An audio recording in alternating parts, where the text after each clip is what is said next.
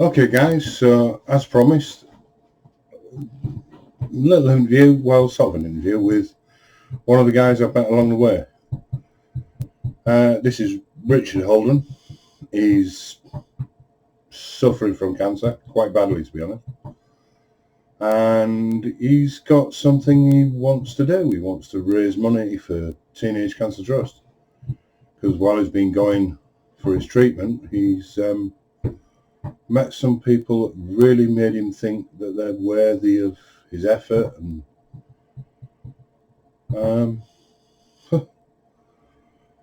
well, anyway, you listen to him and you decide for yourselves. We need to start thinking about what your story is. I'm starting it. I mean, so like I was talking downstairs. So what was your first motorcycle influence? What was it? Not the first bike you rode. What was the first thing that sort of turned you on to bikes?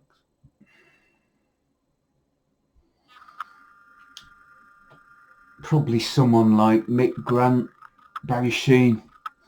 Barry Sheen. I think he's probably responsible for sort of getting more people in, because he was a rock star, wasn't he?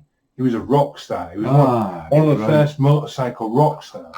You know, he had a true persona, and when him and Henry Cooper got going with the Brute 33.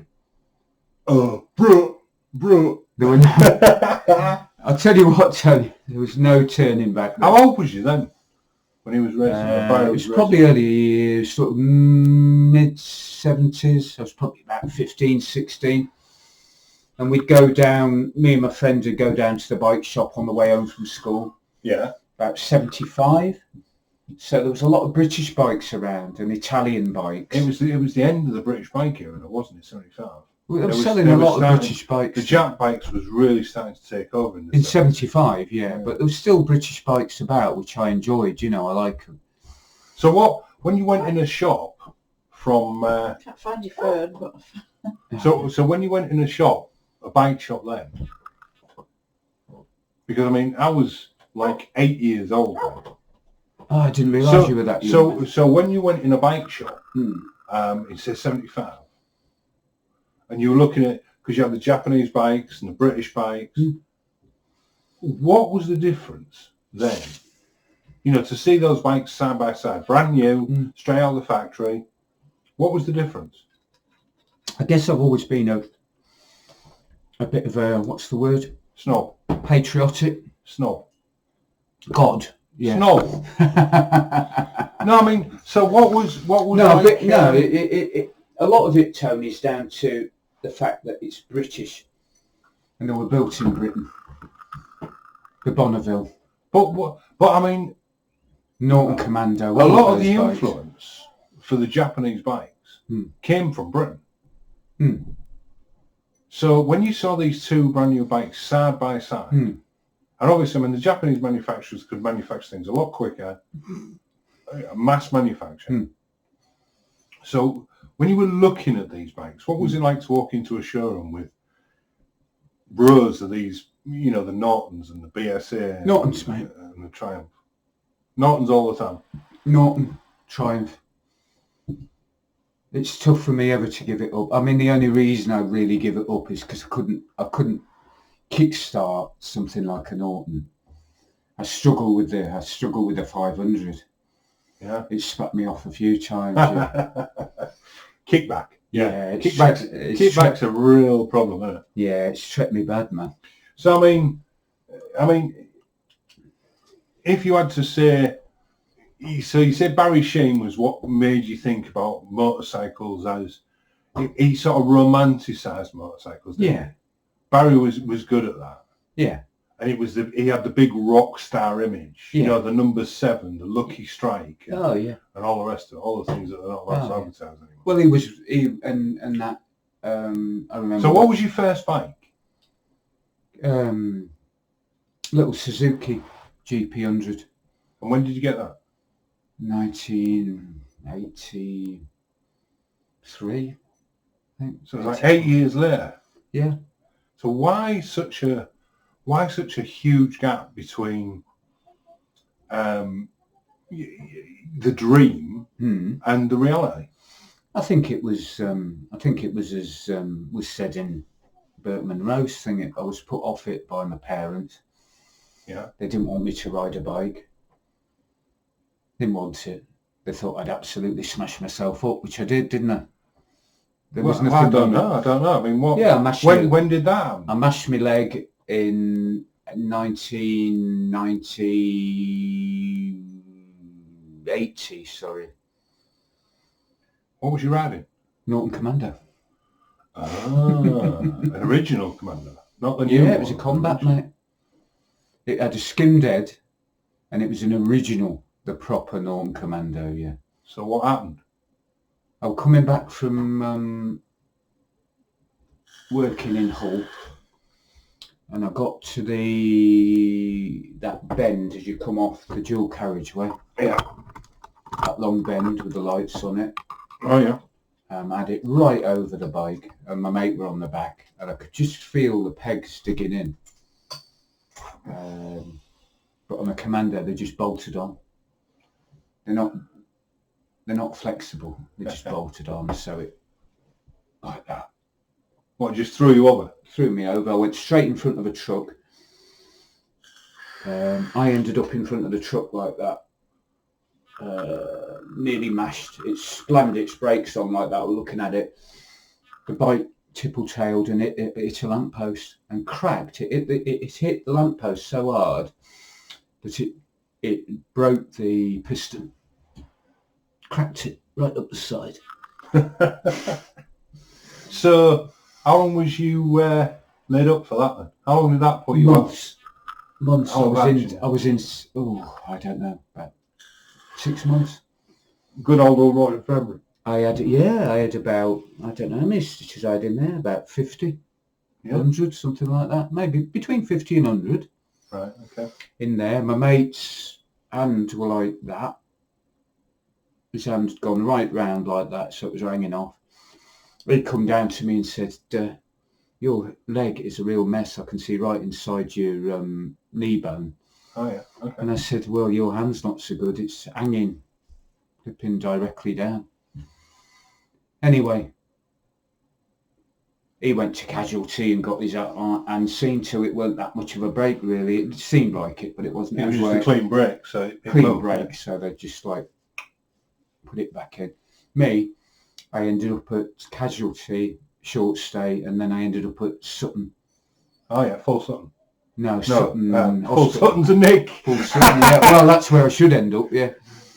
So you ended up at Sutton Hospital? Yeah, it's closed now, isn't it? So how long was you there for then? About a week, 10 days. And then you were sort of on your bum for about... Hobbling. When did you get back to work? Because I'm sure your boss was pretty hacked off there. You sort of... Well, I was nursing. I was a nurse, psyche nurse. So that was lucky. Then you were in the right place. I was in the right place. You just wasn't working. I was, yeah, I could care for myself then. So I ended up... so how long did you stay off the bikes for then, after that? I don't know.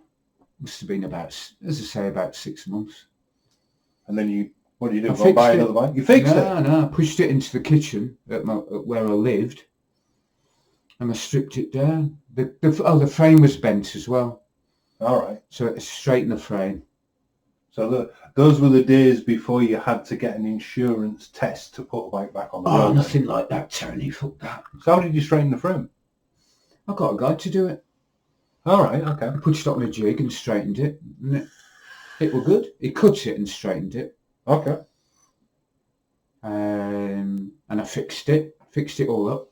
KAX 552L it was. Yeah, I can still remember license plates from my old bikes. It's weird, isn't it? Yeah. I can't remember that. I can remember the license plate from one car, the first car I ever owned, but I can't remember any of the cars. And the only reason I can remember that one car is because it was bought the same year I was born. Right. But bikes, yeah, God, I can remember bikes. Well, I ended up putting it all back together again, new pistons, and I did the head, put it all back together again. And like your bike, I just jumped on the kickstart, right up, boom, fired up straight away, and I were off again. And about 3 weeks later, I were in France on it. I rode to France. Yeah. So whereabouts in France did you go? I went to Brittany. Brittany. Yeah, and I love Where, it there. where the booze comes from. God, I love it there. Cider. I've never been keen on France. I've got to It's admit, nice, I've never been man. keen on No, France. you've got to go. But I mean, my only trip to France was Paris. I hated it.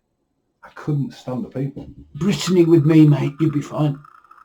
So, And the cider. cider. It's just beautiful. I don't think people ever associate France with cider. Oh, they make great cider. Yeah, it's just Europe's never really been a popular place for me. Hasn't it? Why? No, I don't know. I don't know. Something about the Europeans. No, I get that as well. I mean, I'm sure. I mean, I've had friends that have done massive trips in Europe and loved it. We went through to Italy once. Went all the way down to Rome. Met two really nice police officers who told us not to ride our motorcycles in Rome. Oh, why? It was dangerous. Oh, right. Yeah, probably. He said the Italians are crazy.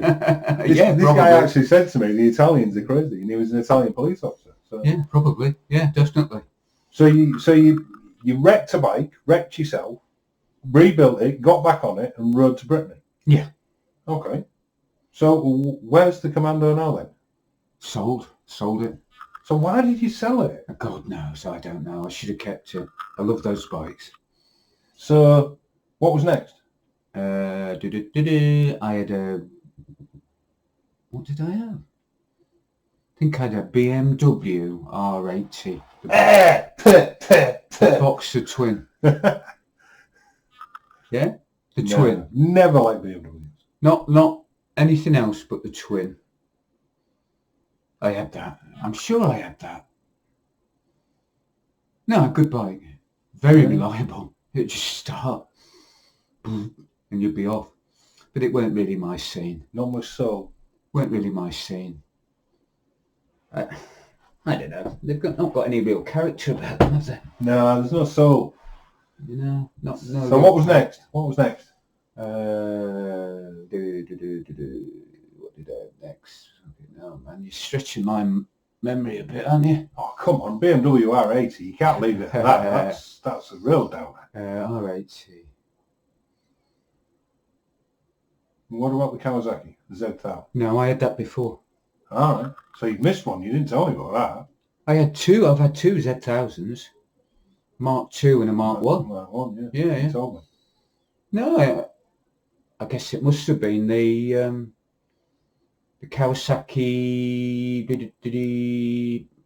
that Twin I had, that I did a run last year on. I did 2,500 miles on it in about a month, didn't I? What, last year? Last year, that's what I did, man. The 500. Yes, 500. Was it 500? 650, 500? Yeah, something like that.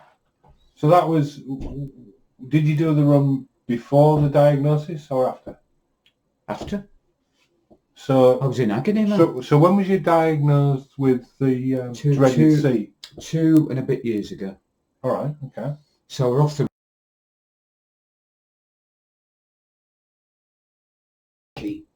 and I got that on the road, and the first thing I did was fire it up, and I was just going out on it, and this bloke come down the road. He says, "You can't ride that bike." I says, "Why?" He says, "You've got cancer."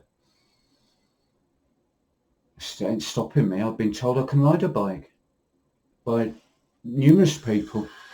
And I said, I'm certainly not sitting here and dying. I said, "Leave it out." So who told you? Who said that to you? That bloke 3 doors up, he came out. He said, why are you riding a bike? You've got cancer. You can't ride a bike with cancer.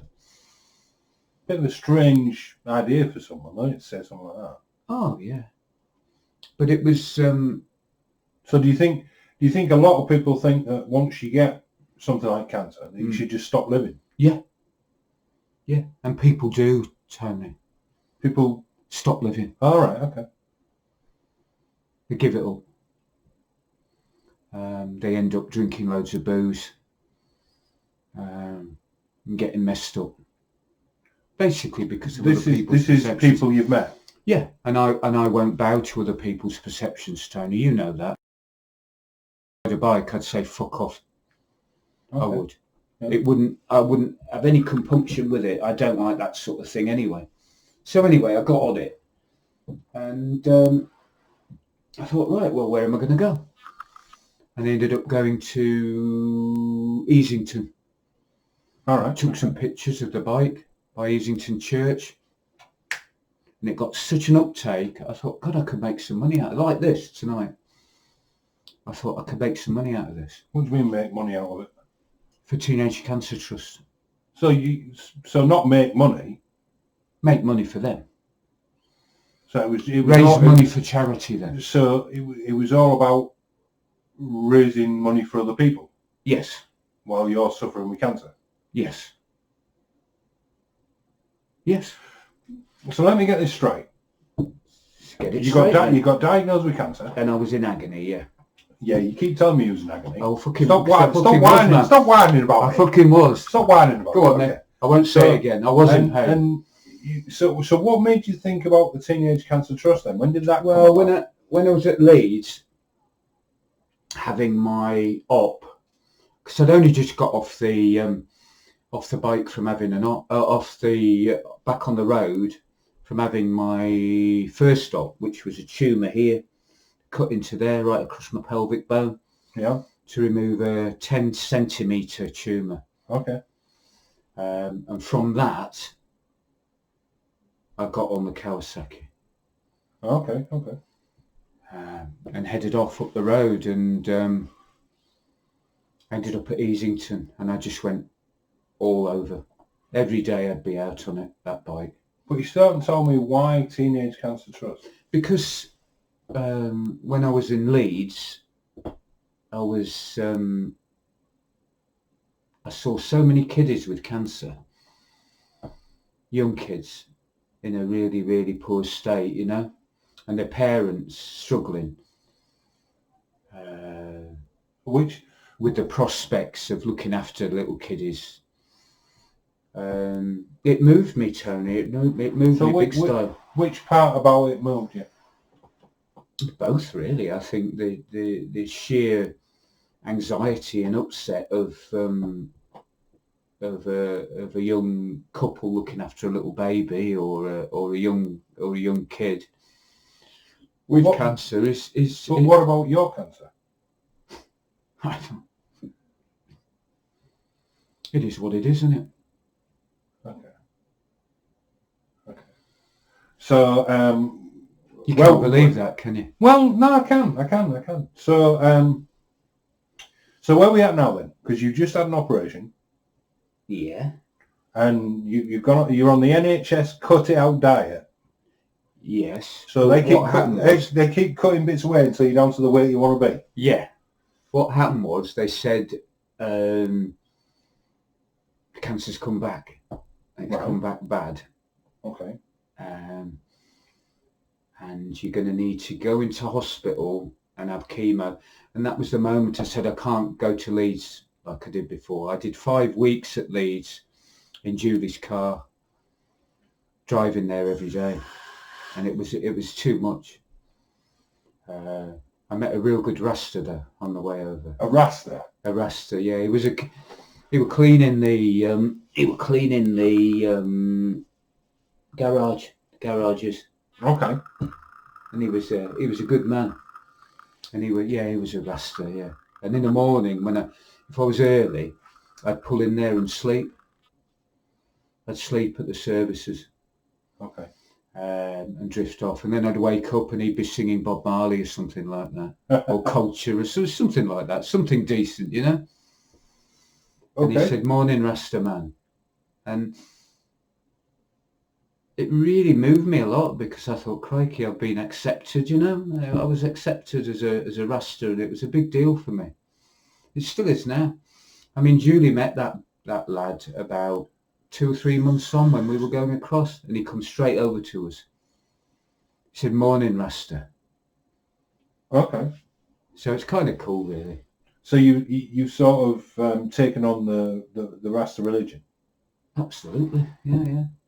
I'll, I'll But- have that until I die, man. But you're now we'll go for the point. You bought yourself a new bike. You bought yourself a new bike.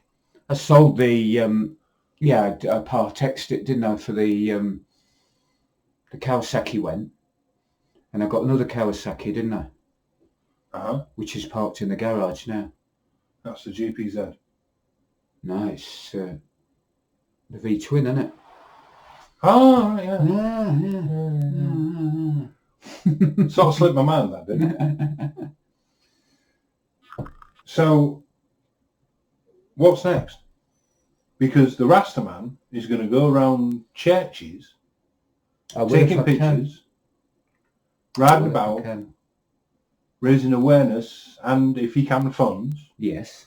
For the Teenage Cancer Trust. Yes. And you're not a teenager. No. So you ain't going to get now out of this. No. And you're purely doing it because of something that moved you. Yes. Okay. All right. And hopefully, I'll be doing it with you, my brother. Oh, I can't imagine any reason why I wouldn't want to go for a ride. I've wanted to go for a ride for the last 3 bleeding weeks, but nobody. The weather's rubbish, and I'm busy, so it's a bit of a. I'll do my best for you, man.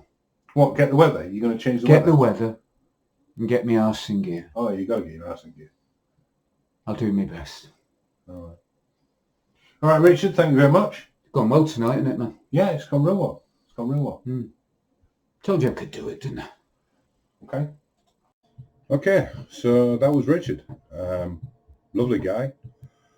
As you heard from the video, he wants to do some ride around some churches, get some videos, get some footage, show you guys these churches, and see if what you see causes you to dip your hand in your pocket a little bit and contribute to his GoFundMe page.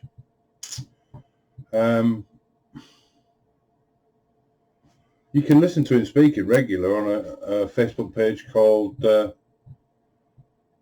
Dark Pen, I think it is. But either way, I'll put a link for it under this video so that you can listen to him talking a bit more about Bert Munro or whatever else he wants to talk about at the time. And I'm sure through that you'll be able to find a link to his GoFundMe page. Thanks for watching, guys, as ever. Keep the rubber side down and the shiny side up, and I'll see you another day. Bye now.